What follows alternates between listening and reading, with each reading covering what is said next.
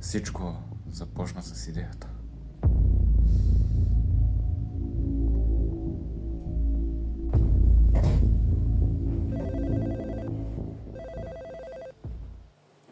Ало?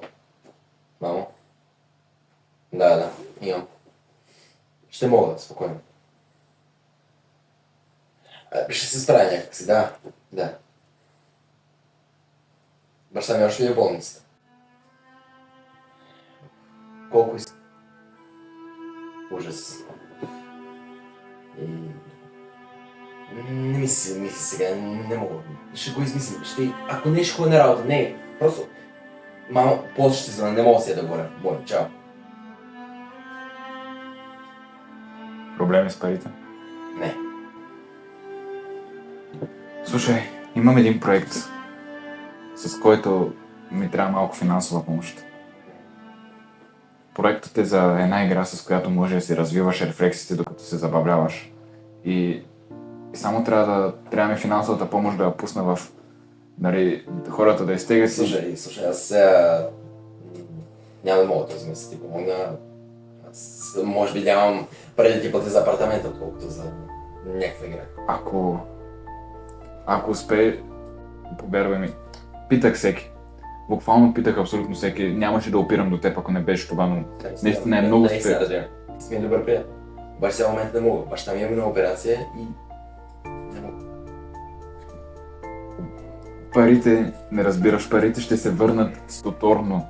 Хората ще изтеглят играта и ще я заобичат. Колко? 100 лева и... 100. Само толкова.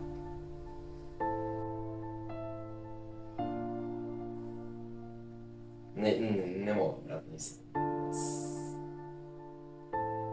Добре, ако не изтегля тази игра, какво ще правим? Няма как да не стегат. Слушай, казах ти вече, нямаше да се спирам на теб, ако... Знам колко ти е трудно и на мене ми е трудно. Нашите вече не искат да ми вдигат телефона. Не мога да искам финансова подкрепа от тях, не мога да искам от никой вече. Дължа на 100 човека пари. Ако Единственият вариант е да взема кредит. Ако искаш да взема кредит, за какво ми е това? Сега... За мен, продължаваме да учим. за нас. Ще продължаваме да учим. И нещата. Аз... спим се. Тъпа игра, дядо.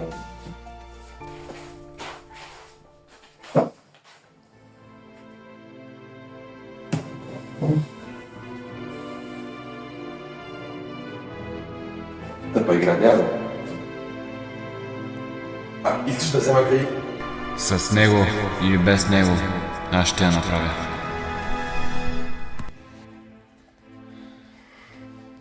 Няма да мигна, докато не я направя.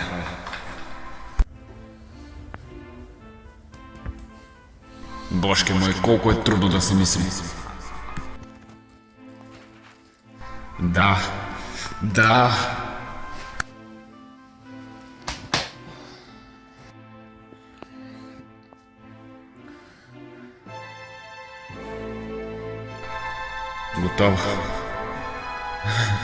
Готово.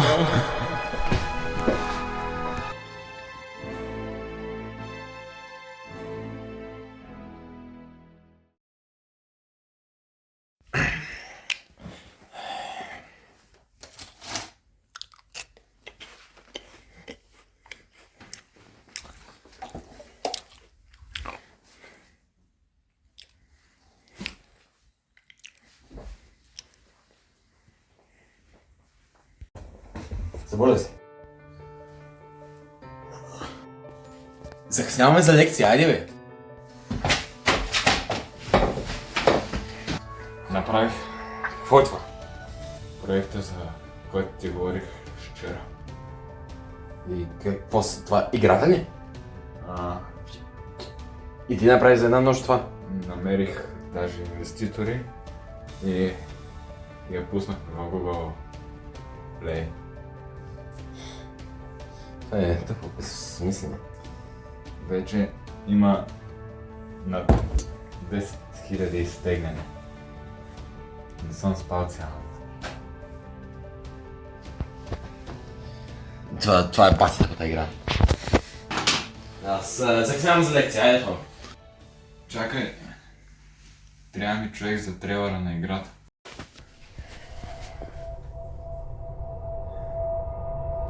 И ще си мизерията и да тръгваме. Мизерия.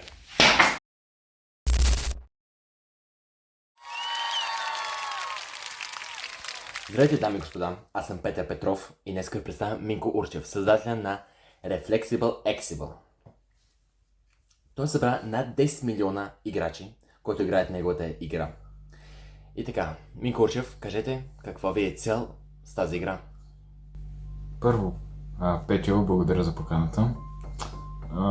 Благодаря на всички зрители, които ме гледат в момента, не се оценявам това.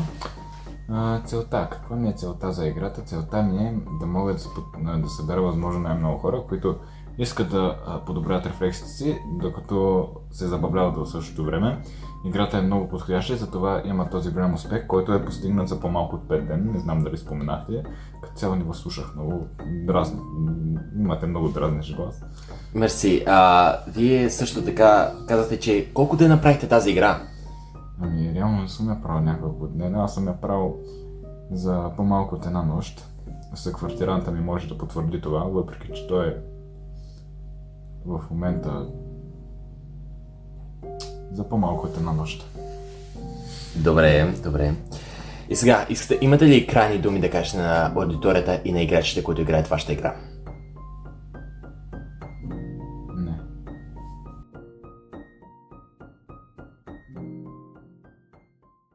Искаш да дойдеш с мен в Париж? Канен съм на едно награждане.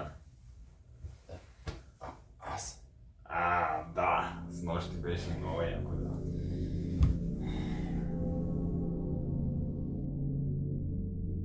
Минко, затвори си телефон. Моля. Ай, ще ти звънна после. Искаш нещо да ми кажеш? Променяш се напоследък, не говориш с мен. Имам чувство, че сега само ще остана да уча и ще ми оставиш тук в апартамента да го плащам. Ти ще останеш сам. За какъв смисъл? Това, че си създал някаква игра, с който играят милиони, това не значи, че те прави велик човек. Аз създадох игра, оценена от милиони хора, но ти не можеш да го оцениш. Аз го оценявам, Минко, наистина, ама да не забравиш мен. Аз съм ти най-добър приятел. Ти помогна ли ми, когато имах нужда от теб? Помогна ли ми, когато те помолих да ми дадеш 100 лева? 100 лева с... Ай, стига! Минко, наистина... Писна ми! Шистерията е шибана игра. Не знаеш как. Знам.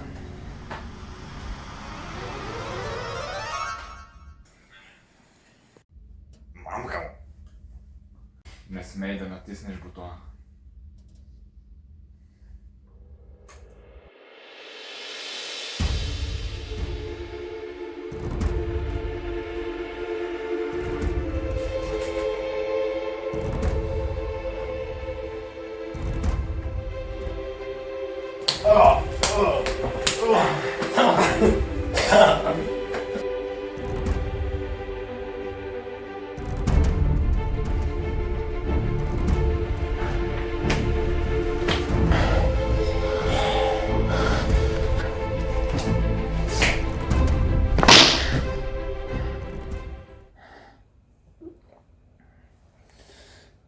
Прескочих го и видях как играта беше си. Вече нямаше. Не можех да повярвам, затова почнах да рефрешвам страница, да рефрешвам. Стоях и гледах и не можех да повярвам. Всичко, което бях създал, всичко, което бях, беше изтрито. Нямаше.